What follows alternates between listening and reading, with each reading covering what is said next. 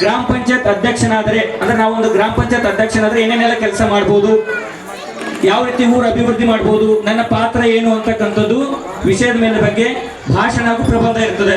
ಅದಕ್ಕೆ ಆ ವಿಷಯ ಕೂಡ ಮಾತಾಡ್ತಕ್ಕಂಥವ್ರು ರೆಡಿ ಇರಬೇಕು. ಇನ್ನು ಮೂರನೇ ವಿಷಯ ದಿನನಿತ್ಯ ಜೀವನದಲ್ಲಿ ಯೋಗ ಮತ್ತು ಪ್ರಾಣಾಯಾಮ. ಯಾಕಂದ್ರೆ ಇವತ್ತು ನೋಡ್ತಾ ನೀವು ಸಣ್ಣ ಸಣ್ಣ ಹುಡುಗರಿಗೆಲ್ಲ ಹಾರ್ಟ್ ಅಟ್ಯಾಕ್ ಮತ್ತೊಂದು ರೋಗಗಳು ಬರ್ಲತ್ತವ.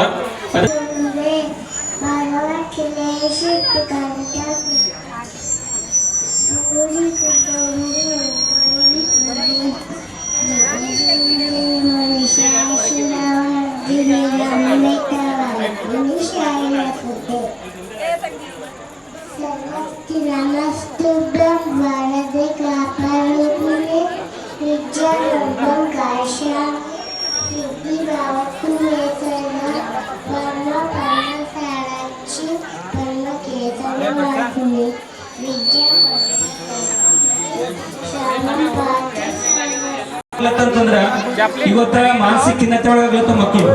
ಎರಡನೇ ದೃಷ್ಟಿ ದೋಷ, ಕಣ್ಣಿನ ಪ್ರಾಬ್ಲಮ್ ಆಗ್ಲತ್ತವ. ಅದೇ ದಯಮಾಡಿ ಮಕ್ಕಳ ಕೈ ಫೋನ್ ಕೊಡ್ಬೇಡ್ರಿ. ಅದು ಸಂಬಂಧಪಟ್ಟಂಗೆ ಪ್ರಬಂಧ ಮತ್ತು ಭಾಷಣದ ಮೊಬೈಲ್ ದುರ್ಬಳಕೆ, ಆನ್ಲೈನ್ ಗೇಮಿಂಗ್ ಆಗಿರ್ಬೋದು, ಮೊಬೈಲ್ ಅತಿ ಬಳಕೆ ಆಗಿರ್ಬೋದು, ಅದರ ದುಷ್ಪರಿಣಾಮ ಕುರಿತು ಭಾಷಣ ಮತ್ತು ಪ್ರಬಂಧ ಇರ್ತದೆ. ಅದು ಈ ವಿಷಯ ಕುರಿತು ಕೂಡ ಮಾತಾಡ್ಲಿಕ್ಕೆ ನಿಮ್ಮ ಮಕ್ಕಳಿಗೆ ಹೇಳ್ರಿ. ಇಲ್ಲಿ ಕೂತಿರ್ತಕ್ಕಂಥ ವಿದ್ಯಾರ್ಥಿಗಳು ಗಮನಿಸಬೇಕು. ಅದೇ ರೀತಿ ನನ್ನ ಕನಸಿನ ಭಾರತ ಅಂತದ 2047ಕ್ಕೆ ವಿಕಸಿತ ಭಾರತ ಆಗ್ಬೇಕಂತಕ್ಕಂಥದ್ದು ಸನ್ಮಾನ್ಯ ಪ್ರಧಾನಮಂತ್ರಿಗಳ ಕನಸದ.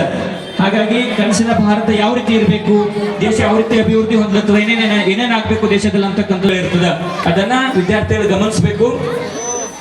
ಸಂಘದ ಜಿಲ್ಲಾಧ್ಯಕ್ಷರಾಗಿರ್ತಕ್ಕಂಥ ಸೋಮಶೇಖರ್ ಬಿರಾದರ್ ಚಂದ್ರಿ ಅವರು ಕೂಡ ಆಗಮಿಸ್ತಾ ಇದ್ದಾರೆ. ಅದೇ ರೀತಿ ನಮ್ಮ ಸಮಿತಿಯ ಪದಾಧಿಕಾರಿಗಳ ಕೋರಿಕೆ ಮೇರೆಗೆ ಹುಮ್ನಾಬಾದಿನ ಜನಪ್ರಿಯ ನಾಯಕರು ಮಾಜಿ ಸಚಿವರಾಗಿರ್ತಕ್ಕಂಥ ಸನ್ಮಾನ್ಯ ಶ್ರೀ ರಾಜಶೇಖರ್ ಪಾಟೀಲ್ ಅವರು ಕೂಡ ಆಗಮಿಸಿ ದೇವಿಯ ಆಶೀರ್ವಾದವನ್ನು ಪಡ್ಕೊಳ್ಳಲಿದ್ದಾರೆ. ಇವತ್ತಿನ ಪೂಜೆ ಗರ್ಭಸಪ್ಪ ಧೂಳ ಮಾಸಿಮಾಡ ಸಭಕ್ತರು ಇರ್ತದವರು ನಮ್ಮ ಸಮಿತಿ ಪದಾಧಿಕಾರಿಗಳು ಈಗಾಗಲೇ ಹೊರಗಡೆ ಕೌಂಟರ್ ಕೂಡ ಹಾಕಿ ಕೂತಿದ್ದಾರೆ. ನಮ್ಮ ಮನೆಗೆ ಬಂದಿಲ್ಲ ಅಂತ ಯಾರು ಅನ್ಯತಾ ಭಾವಿಸ್ಬೇಡ್ರಿ. ನೇರವಾಗಿ ಕೂಡ ಇಲ್ಲೇ ಬಂದು ನೀವು ದೇಣಿಗೆ ಕೊಟ್ಟು ರಸೀದಿಯನ್ನು ಪಡ್ಕೊಳ್ಬಹುದು. ನಮ್ಮ ಸಮಿತಿ ಪದಾಧಿಕಾರಿ ಅಮರ್ ಕಮಲ್ ಅವರು ಹೊರಗಡೆ ಕೂತಿದ್ದಾರೆ. ಅವ್ರ ಕೈಯಲ್ಲಿ ತಾವು ದೇಣಿಗೆಯನ್ನು ಕೊಟ್ಟು ರಸೀದಿಯನ್ನ ಪಡ್ಕೊಳ್ಳೋದ್ರ ಮೂಲಕ ಜಗನ್ಮಾತೆ ಆಶೀರ್ವಾದವನ್ನು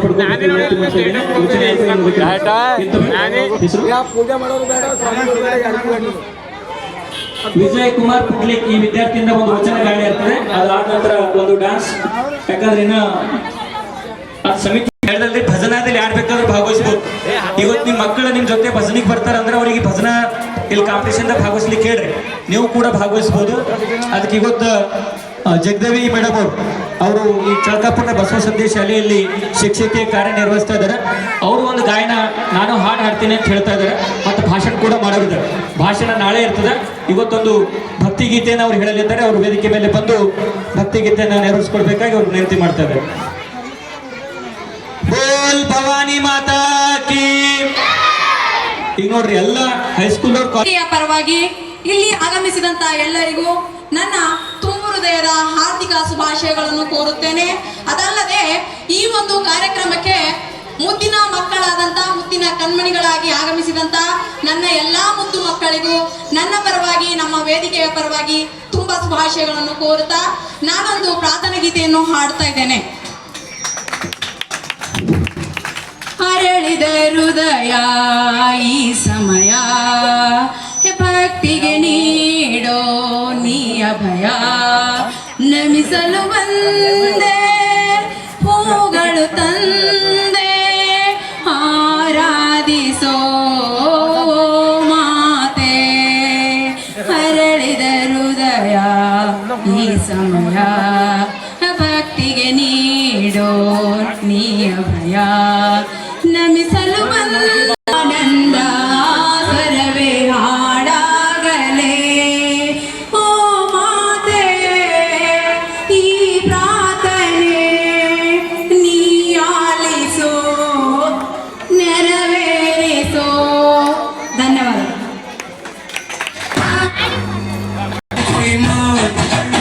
Dale,